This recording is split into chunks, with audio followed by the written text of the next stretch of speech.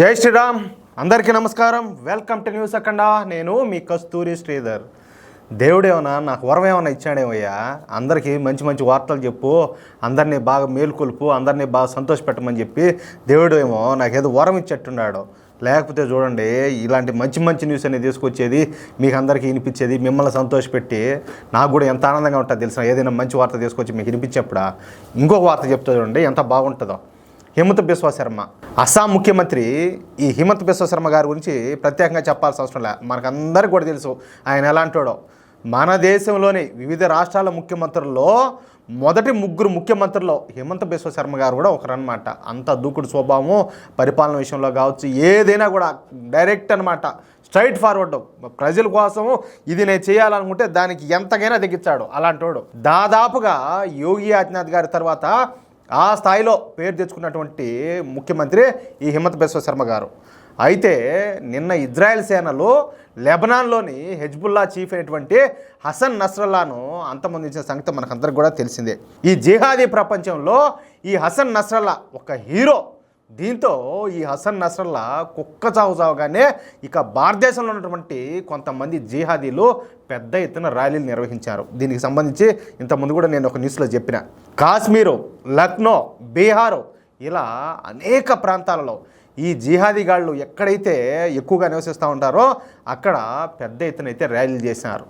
అంతేకాకుండా ఒక అంతర్జాతీయ తీవ్రవాది అయినటువంటి హసన్ నస్రల్లాకు బహిరంగంగా రోడ్ల మీద సంతాపం తెలియజేశారు. చూడండి ఎంత దారుణమో. నేను ఇంతకుముందు న్యూస్లో కూడా చెప్పింది అదే.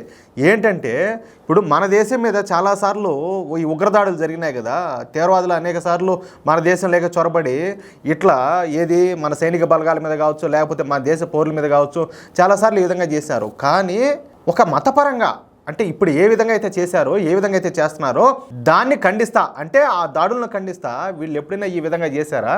ర్యాలీలు కానీ లేకపోతే నిరసనలు కానీ ఈ విధంగా ఎప్పుడైనా చేసినారా? అరే బాబు, సరే దేశ విభజన జరిగింది, సరే మీరు అక్కడికి వెళ్ళిపోయారు, మేము ఇక్కడ ఉన్నాము, కానీ మేము ఈ దేశంలో ఉండి కూడా మేము స్వేచ్ఛగా బ్రతుకుతూ ఉన్నాము, అందరిలాగే మాకు ఇక్కడ సమానంగా హక్కులు ఉన్నాయి, మేము కూడా ఇక్కడ స్వేచ్ఛగా స్వతంత్రంగా జీవిస్తున్నాము, మీరు ఎందుకురా మా దేశం మీద దాడులు చేస్తున్నారు, పనికిమాల ముండా కొడకలారని చెప్పేసి ఎవరైనా ఏ రోజైనా చేశారా ఇలాంటి ర్యాలీలు కానీ నిరసనలు కానీ? లేదే. దానికి అర్థమేదియా? మీకేమన్నా అర్థమవుతుందా ఏంటనేది? దాంతోపాటు ఏంటంటే ఆ తీవ్రవాది ఫోటోలకు ఘనంగా నివాళులు కూడా అర్పించినారు. ఏది ఆయన ఏదో స్వాతంత్ర సమరయోధుడు అన్నట్టు.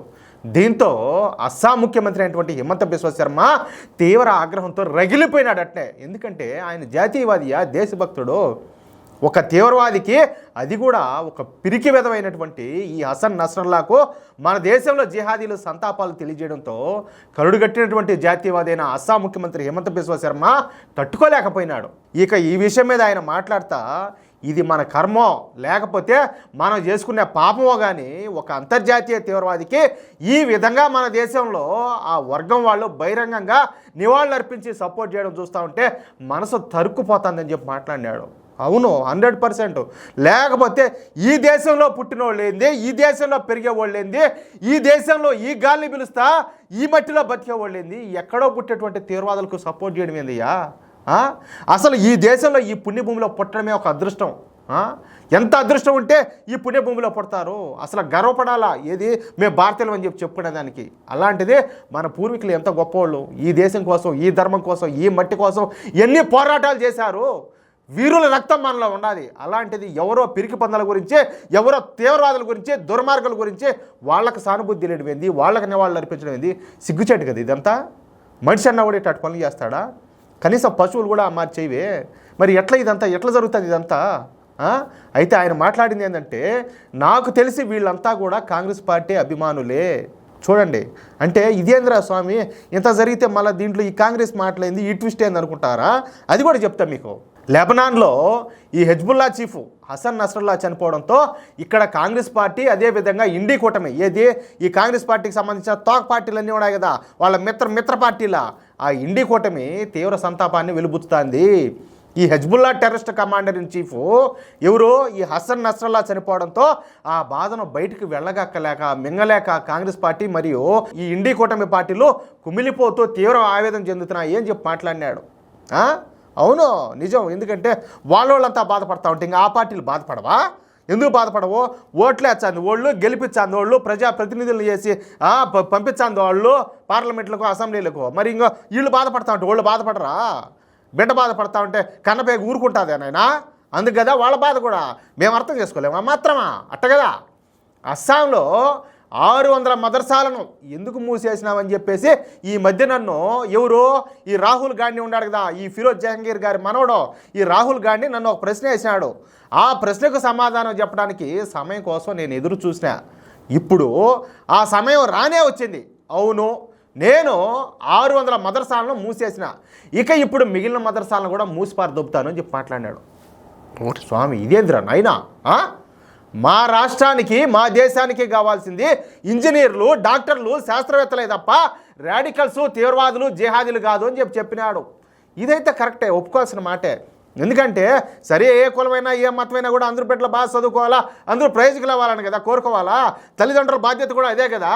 కానీ ఏ తల్లిదండ్రులైనా కానీ వాళ్ళ పిల్లలు పొరంబోకులు, పనికి మాలోళ్ళు, ఈ విధంగా రాడికల్స్, తీవ్రవాదులు కావాలని చెప్పేసి ఏ తల్లిదండ్రులైనా కోరుకుంటారా? అది ఏ మతం వాళ్ళు అయితే మాత్రం, ఏ కులపోళ్ళు అయితే మాత్రం, ఏ గడపోళ్ళు అయితే మాత్రం కోరుకోరు కదా.